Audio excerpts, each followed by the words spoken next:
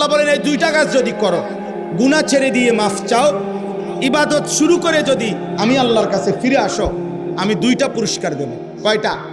এক, ইউমাত্তিউকুম মাতাআন হাসানান ইলা আজালিম মুসাম্মা। সুবহানাল্লাহ। আল্লাহ বলেন বাকিটুকু হায়াত, দুনিয়ায় যে কয়দিন থাকবা, আমি আল্লাহ ওয়াদা দিলাম তোমার জীবনের দুনিয়ার সমস্ত উপকরণ, শুধু নারী না, পবিত্র স্ত্রী দেব। শুধু টাকা না, হালাল টাকা দেব। কি টাকা দেব? হালাল টাকা দেব। হালাল টাকা, হালাল টাকা দেব, হালাল পূরণ করব।